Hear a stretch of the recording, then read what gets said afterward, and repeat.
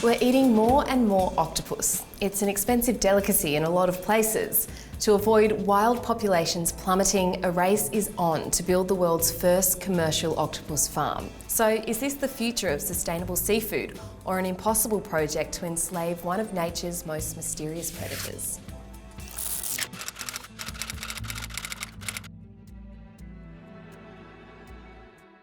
Slimy tentacles and spraying ink. Despite appearances, octopuses, no, it's not octopi, have become a really popular culinary delight. Global catches nearly doubled between 1980 and 2014. 2/3 of that comes from Asia and half from China alone. The biggest importers are Japan, South Korea and countries in the North Mediterranean. Here in Australia, demand is also growing. So, to avoid them being overfished in the wild, some scientists and entrepreneurs are dedicating their lives to farming octopus. El pulpo es fascinante desde donde lo veamos y además es delicioso. Dr. Rosas Vasquez is trying to build the world's first commercial octopus farm. It's a huge challenge because they're notoriously hard to keep alive in captivity. It's nearly impossible to raise the common octopus past infancy, and those that do reach adulthood eat at least double their own body weight in seafood. Octopuses are natural hunters and carnivores, so it's not a matter of throwing out some hay or giving them some grass to chomp on. It'd be kind of like trying to farm lions.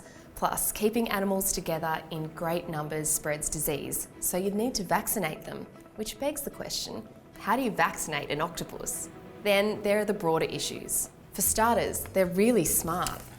They can solve puzzles, they're exploratory, they can remember individual humans who they've had particular kinds of experiences with. Science philosopher Peter Godfrey Smith says an octopus might be as close as you'll ever get to meeting an intelligent alien. This octopus, nicknamed Egbert, is getting a human he's met several times before to help him search for food. Another octopus has even gone down in history as an oracle. Paul correctly predicted 12 out of 14 football matches, including World Cup games. That's an 85% success rate. Paul died at the ripe old age of 2.5, about the average lifespan for a common octopus, which makes their intelligence level even more incredible. And their physical makeup is out of this world.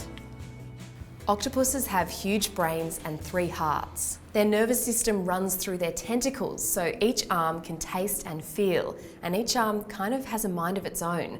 Plus, they can manipulate their bodies to squeeze through tiny holes, which makes them amazing escape artists. They can also camouflage, and some can even change texture.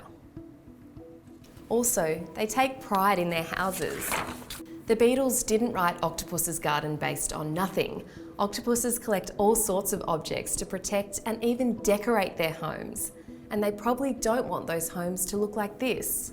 These solitary tanks are an artist's impression of what a working octopus farm would have to be to stop them from eating each other, cooped up like battery hens.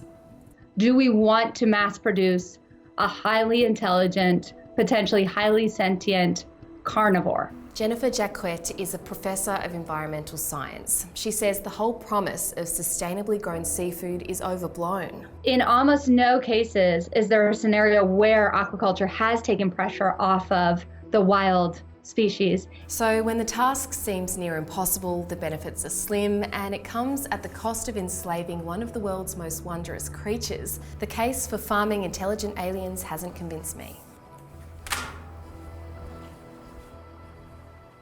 Hey, if you enjoyed that, make sure you subscribe to The Feed's YouTube channel. And you can watch these videos here.